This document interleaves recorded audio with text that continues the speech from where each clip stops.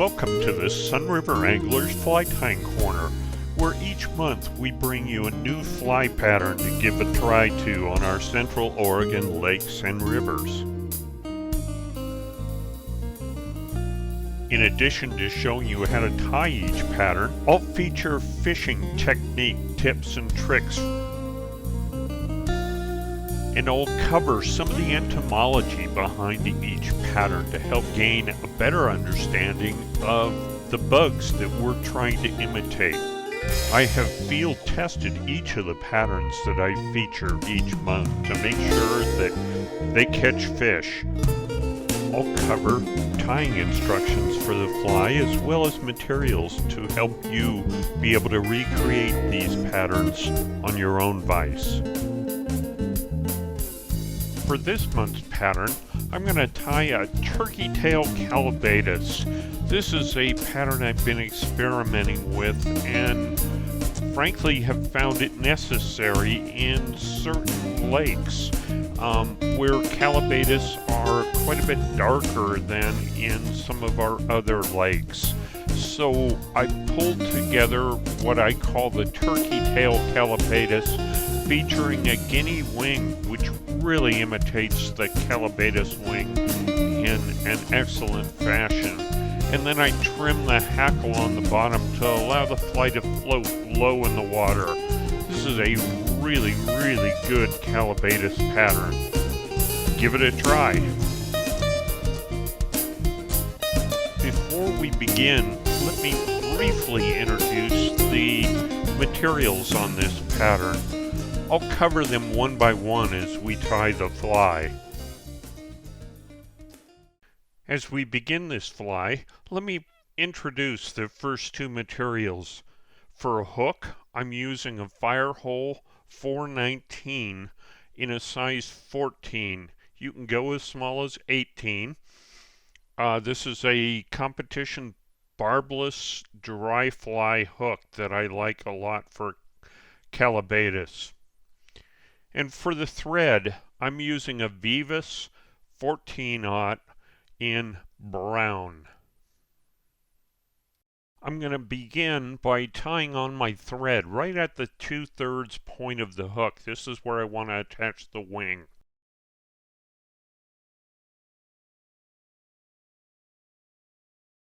For the wing, I'm using a guinea feather off the back of a guinea hen. And I'll try and lead you through and show you how I fold this feather to create this wally wing style Callibaetis. I've selected a feather off my guinea hen, and let me show you how to prepare it for the wally wing. So the first step is to tear off all the fluff at the base of the feather along with some of the barbs to a point on the barb of the feather, making sure that the barbules are even on either side of the feather.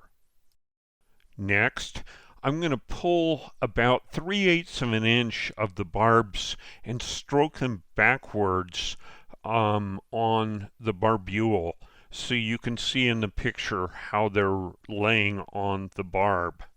Then I'm going to stroke those feathers and try and pinch them very hard against the barb to really bend them upwards. I'm bending the shiny side of the feather toward the shiny side of the feather, and I'm pinching that tightly in between my thumb and forefinger. And lastly, I'm going to take and grip this feather and stroke it all the way back, as you see, in between my thumb and my forefinger, and that's how I'm going to mount that on the hook. So I'll pinch this feather tightly down to the hook and take a wrap over the top with ample support behind the hook with my forefinger to keep that from rolling, and then I'll wrap several wraps over the top of the feather to hold it in place and clip off the excess. So I'll wrap over the butts and then advance my thread forward and tie a little cone in front of the wings to set those wings upright.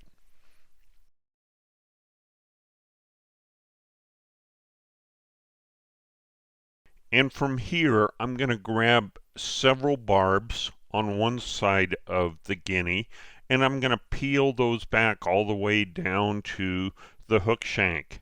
And then I'll grab several barbs from the opposite side and peel those all the way down to the hook shank. And that will create my wally wings. I'll clip off the little tag left on the tip of each wing.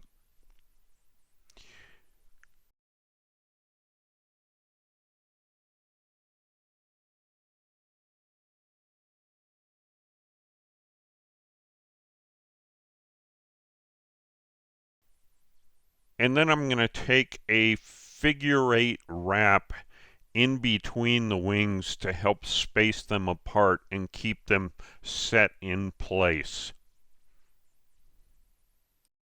For the tail on this pattern, I'm using microfibettes, and these are in Dun. So I'm going to select out 4 fibers off my microfibettes, and I'll pre-trim them to length, measuring about 2 times the length of the hook for a tail. And then I'm going to mount them right behind that little ramp on the wing and tie that all the way back to the tail set position. So I've tied one wrap under the tail, and then I'm going to go ahead and manually push 2 fibettes to either side to split the tail manually. And I'll tie a figure-8 wrap in between with a lock wrap after each wrap around the tail. And I'll finish that up with a snug wrap underneath the tail, and then come forward with my thread and lock that in place. Now I cheat just a little bit to get the fibettes to hold themselves in place. I'll put a little Sally Hansen's nail polish on each tail, and then I'll kind of spin it in my finger to lock those fibettes together. You can see what a nice split tail this leaves for me for a Mayfly pattern. For the abdomen and thorax on this pattern, I'm using a turkey tail, and I'm taking about 5 or 6 barbs and winding it on the hook like you would a pheasant tail nymph. So I'm going to tie in my tail material right in the back side of the abdomen with the dull side down, shiny side up. This will fold on the very first wrap to expose the shiny side, or the more vibrant side, to the fly. Because that turkey is a rather delicate material, I'm going to coat the entire length of the hook now with a little bit of super glue. And so once I've done that, I'll start winding the turkey through the still wet super glue all the way up to the head position, starting with one wrap behind the tail to lock that tail in place, and then an extra wrap right at the thorax area, and tie that off right behind the head.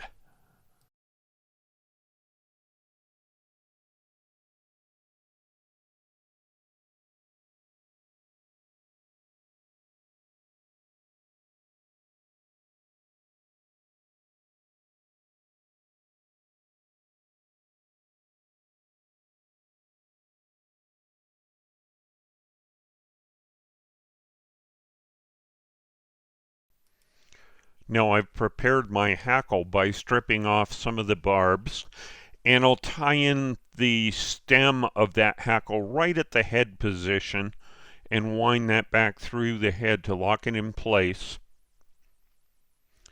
And then I'll go ahead and really do a blasphemy in fly tying, and that's wind this hackle backward, back through the wing with a couple wraps, and then I'll wind it back forward.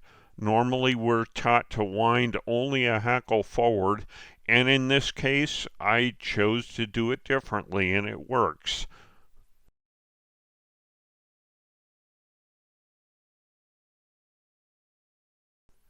And I'll tie that off right at the head, clip off the excess, and drop into a whip finish.